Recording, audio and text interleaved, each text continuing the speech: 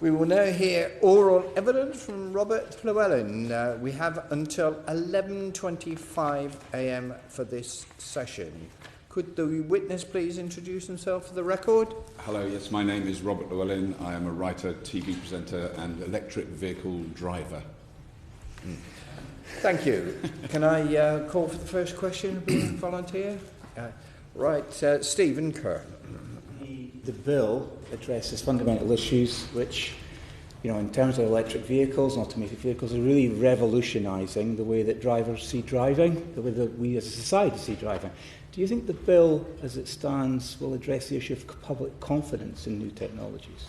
I think it starts to go towards that. I mean, it's certainly the key area that I've been working in. I'm doing many public appearances discussing the impacts of electric vehicles, the fact that it effectively is a disruptive technology in the same way as cell phones, the internet. It has elements of those disruptive aspects to it, which are never always positive. There are some positives, but there's definitely some negatives. And I think one of the things that it highlights is the ownership model, and it's certainly something that motor manufacturers are very focused on, is the way we use cars at the moment. It's the 1990 dilemma, and I've never heard anyone dispute that. So for 90% of the time, the cars we own at the moment are idle. 90% of the cars are idle 90% of the time, which is, when you look at it from that point of view, any other business or industry that kept 90% of its assets idle for 90% of the time would not be in business. And it's a really difficult challenge, and I don't have an answer. Certainly one of the answers that, as you've just been hearing, that's emerging is autonomous vehicles. There's so many complexities, as you've listed very wonderfully in the bill so far. When I started to read it, I did get a bit of a fuzzy brain, but that's, the actor side of me, not an enormous intellect. But I think that the challenges it raises are fascinating. The fact that I fuel my own cars with my own fuel that I make in my house. Now, that's never been possible before. I mean, it's conceivable if I lived in the right part of the world, I could have drilled down, extracted oil, built a small refinery, refined it, filled my car, but that's pushing it a bit. And the fact that this technology allows you to do that, not all year round, not 100% of the time, but the fact that I can do it, how do you legislate that?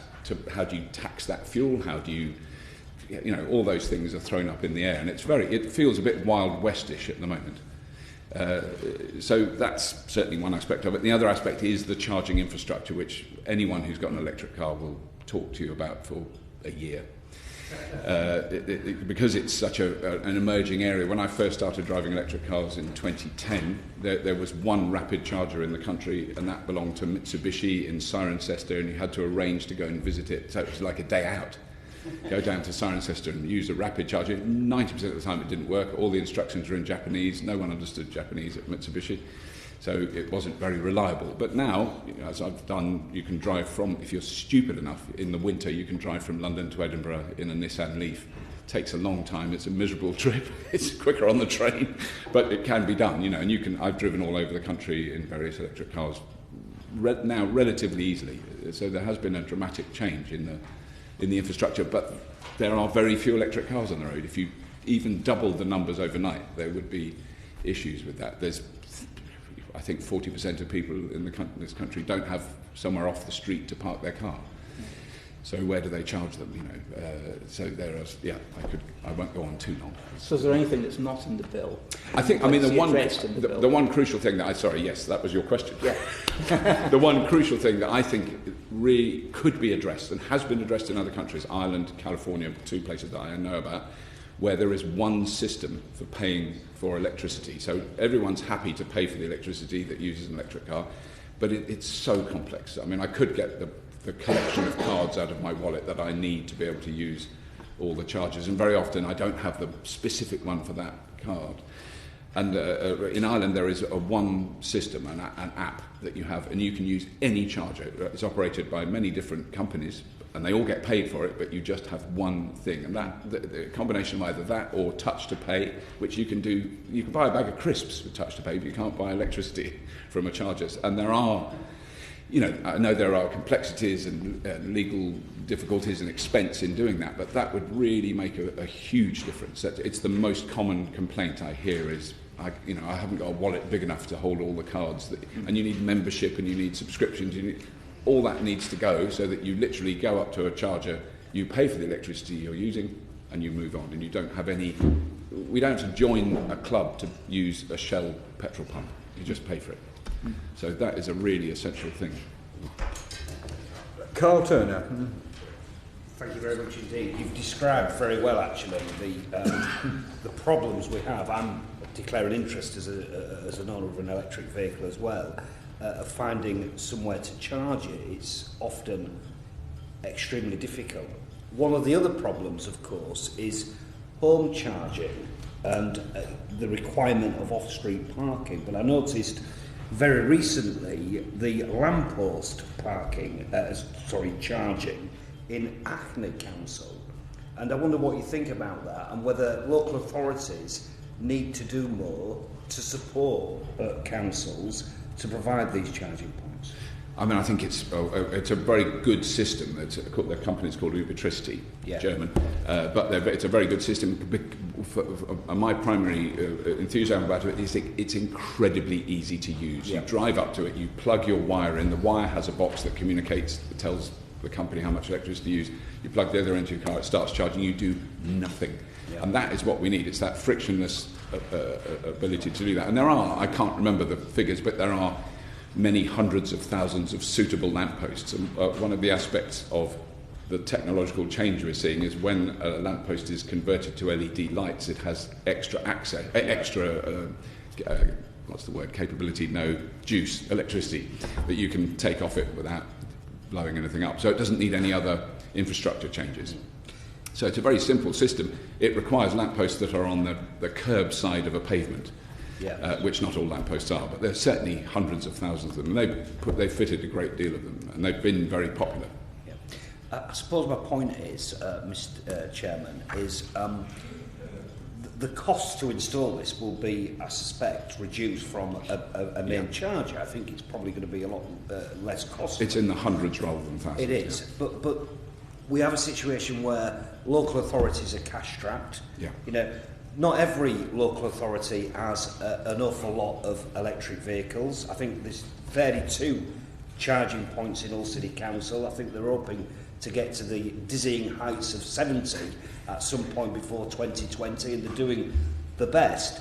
But I mean, shouldn't we be encouraging local authorities with incentives, and I mean crudely cash incentives, to ensure that this equipment is available for everybody?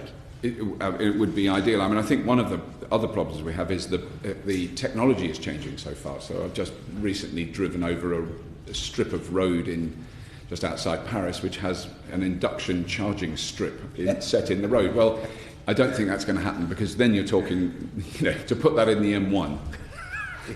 I can't imagine the cost, but it would be in the billions. But the idea of induction plates for static charging, so when you're parked, the car starts charging, they're quite common now. That technology is getting cheaper, and it's a really difficult one to... I feel nervous suggesting anyone invest an enormous amount in... There have been failures in public invested charging points. They're in the wrong place, they break down, they're not maintained, they're not run by the company that set them up. There's been plenty of examples of that. And so it's a rapidly emerging technology that keeps changing. So even the actual wire you use, finally, it's a bit like phones. There is now a sort of standardised Type 2 connector that goes in every socket, goes in every car. But even that was a mystery a while ago. So I have a certain reluctance in going, yes, make all councils install thousands of chargers, because they might be the wrong ones in the wrong place.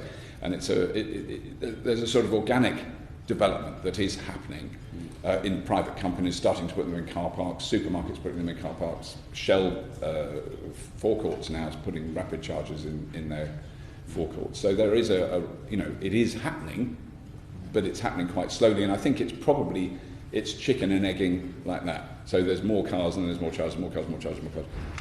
And it's I wouldn't know how to suggest where to put them. Just finally, just quickly, and finally, the bill requires, it makes it mandatory for fuel stations to provide charging points. Yeah. Is that necessary? Does it need to be on the bill? I actually think it's a really good idea. But if there's one a group of fuel suppliers that could probably afford that without too much stress, it is the garage chains. I mean, they seem to be quite keen to do it. I think they can sense a change in public attitudes. I think that's why Shell have gone ahead and done what they're doing. I know BP are doing the same. Don't know about any other companies, but it makes sense. All I would beg them to do is put in nice chairs and Wi-Fi and reasonable coffee, because you tend to be in the garage a bit longer in an electric car than you would with petrol. Before I call the Minister, can I just clarify? I've got the Minister, Graham Jones, Ian Stewart, Matt Weston, Scott Mann and Matt Rodder indicated they wish to ask questions. Is there any more? No, that's 6. Well, you can do the maths as well as I can. If members could be as brief as possible with the question. And Robert, we really enjoy your eloquence and insight, but if you could be as pithy as possible in responding, that would be helpful. Minister. Robert, I'll try and be pithy too. So broadly, from what you've told us so far, you welcome the bill. Your journey to Edinburgh would be helped by the fact that the bill suggests that fuel retailers would have charge points because you get access them on the way. But you're also saying that we need to do more in terms of the spread of charge points. Is that a fair summary? Yes, I think so. Yes. Okay. So, and just one other point, and it's an old chestnut, but I make no apology for roasting it one more time. In terms of the look and feel of charge points, I'm very keen that they should have some familiarity, that you go to see a charge point and know what it was. Is that a good idea?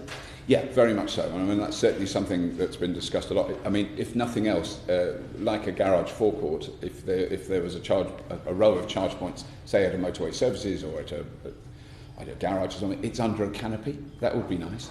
And that has a specific kind of colouring that attracts you to that. You know, that would be I don't know if you can legislate for that, but it would be a great benefit, you know, so that you're not standing in the rain when you plug your car in. And you've hoped that the Her Majesty's Opposition moved an amendment on the provision of coffee, would you? But a bit of coffee or tea, a herbal tea. Yeah.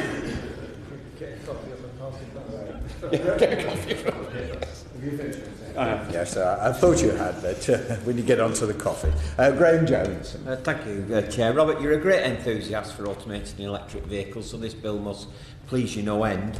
Just a broad question and a particular question. The broad one being, what do you think's missing from the bill?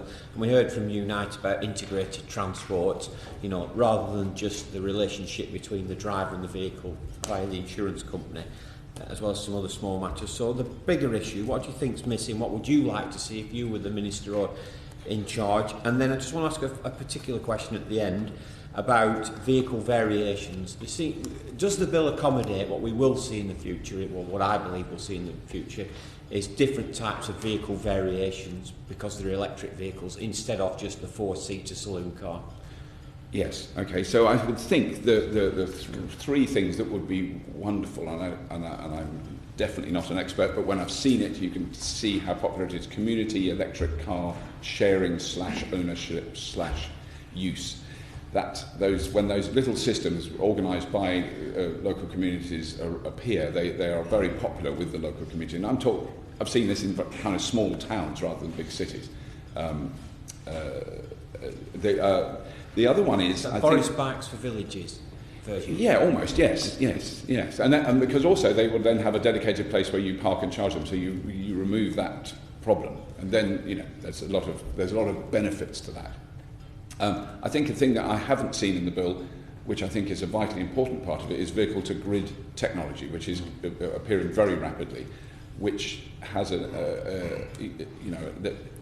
enormous impact potentially on not on vehicles but on the grid, on the fact that, say, there were 3 million electric cars plugged in overnight. That is a staggering amount of electricity. That is a very large power station's worth of stored energy. You only need to take a small amount from each vehicle. So that technology is available now, not in this country very much, but certainly being used. I've been to I'm trying to keep this pithy, an office in Tokyo that is run by 100 Nissan Leafs that are plugged in outside. They don't use electricity from anywhere else. And those cars are discharging and charging all day with a guaranteed amount for the owner to get home at night. So, you know, that technology already exists. Communities there. Yes, fast charging. I think from experience, and this is from experience of driving many hundreds of thousands of miles in electric cars, slow charging is really good. Destination charging is really good. When you go to a car park and you're there for 2 hours topping up, not rapid charging, not got to fill it in 10 seconds. That's the kind, in a way, a petrol or diesel mentality. I'm driving a really long way, I need to fill it really fast. You do that, but way less than you might expect. Way less. 15, 20 times a year I use a rapid charger. Yeah. But if I can go to a car park where I can just plug the car in while I'm in a meeting, go on to the movies, go on to the restaurant, and I add 20, 30, 40 miles, that is an enormous benefit. And if you can do that, the more places you can do that, the more car parks that have chargers fitted, you know, that you pay for, that you know, that you ping your card on and you pay for the electricity, that would be a fantastic change. And those are emerging, and every time I can use one, it's an enormous benefit. 2 or 3 hours gives you 20 or 30 miles. Well, you think that's not very much. Well, it's 20 or 30 miles. I think we've got the message. Can I bring in Ian Stewart now? Thank you. Just a supplementary in your earlier point about Ireland and California having a harmonised payment mechanism. Do you know, did that come about just from the industry creating it, or was there a government regulation, legislation? Absolutely, from legislation, yes. So Right. it was a chaotic system in California, which I'm more familiar with.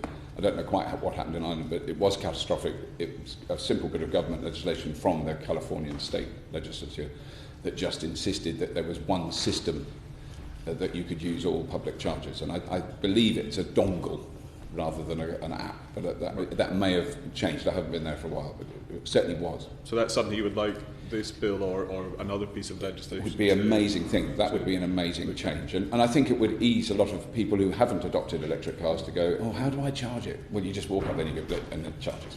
Okay, thank you. That would be a big change. Matt Weston. Thank you, Chair. It's great to be in the company of someone so evangelical about EVs. What do you think? You've probably seen that in terms of the ambition for the introduction of electric vehicles and replacement of petrol diesel by 2040 and then being outright banned by 2050. Do you think we're being ambitious enough and compared to other nations, and what is it other nations are doing that perhaps we could learn from? I mean, I was very pleased when I heard that announcement. I think technology might overtake it. There's a possibility, there's a strong argument for that in amongst the sort of evangelical electric vehicle users, who I try to stand one step back from and be a little bit more objective. But it's such a hard thing to do. The number of graphs I've seen to describe the uptake of new technologies and how this is going to be what happens with electric vehicles, the S-curve of adoption. I think our emotional relationship with cars is really complicated. It's deeper than our emotional relationship was with landline telephones or television, you know, how television is viewed, all those things. So I think it is more complex than that. I don't think it's quite as simple. But I think you could be more ambitious. I think you could go to 2030.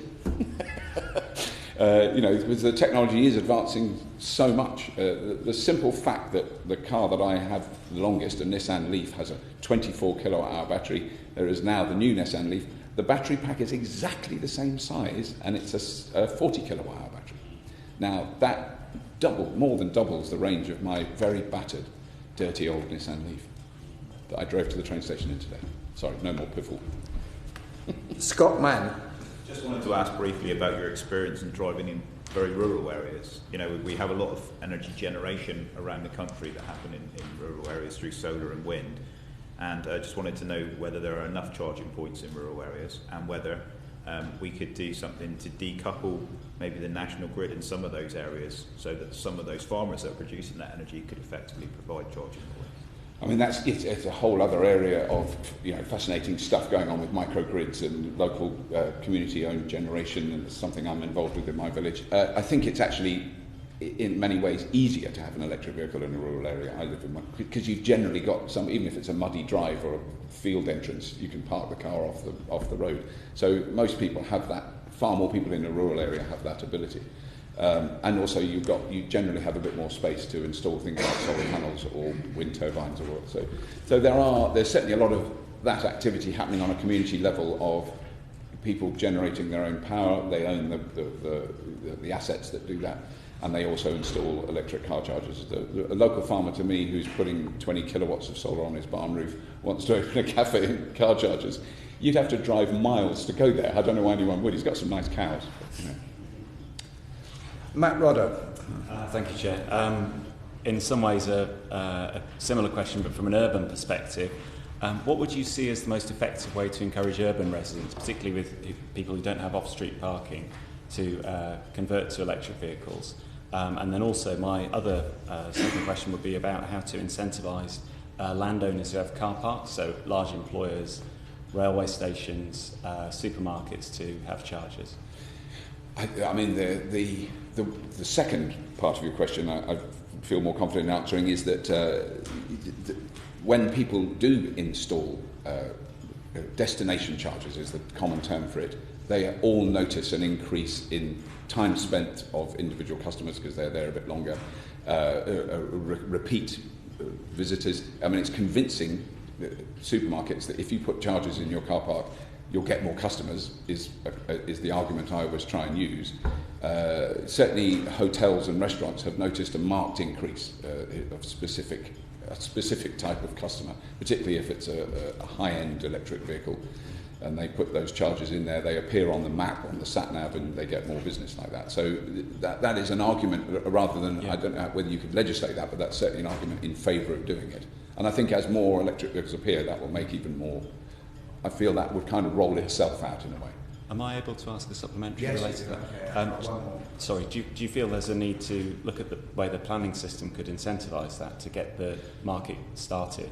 I would hope that there would be. It would be wonderful if there were encouragements and nudging pressure to say, when you build this new supermarket with a new car park, can you put in 40 car chargers? Not 2, not 4 down the far end, but just one whole side of it is for electric vehicle charging. Would be it's not that expensive to do low-cost top-up charges. It's not a big expense. Alan Bryan. Past UK government policy led to the increase in uptake of diesel vehicles, which we now know are huge, cause huge problems in terms of air pollution. So therefore, to achieve future deadlines, would it make sense for the UK government to actually directly incentivise the purchase of EVs or low emission vehicles, scrappy schemes, etc.? I mean, yes. I'm just very uncomfortable in pressuring people, you know, in that sense, to kind of, you know, encourage them, yes, but to pressure them all because of the result of the misinformation that we all suffered from. I had a diesel. You know, a lot of people did, and I think that's a really difficult area. I feel very unqualified to know how to do that. I work on encouragement and enthusiasm. I wouldn't know how to instigate legislation that would insist on people buying electric cars. I think there'd be a incentivise. Yes, incentivise certainly. Yeah. If there are no further questions from members, can I thank the witness for his evidence.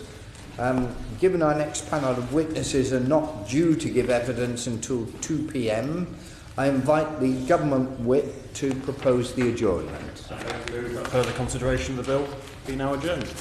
The question is that the committee do now adjourn. As many as are of that opinion say aye. Aye. To the contrary, no. I think the ayes have it. The ayes have it. Order, order. Well done. The proceeding has ended.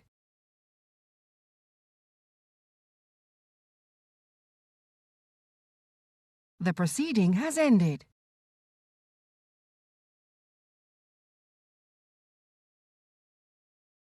The proceeding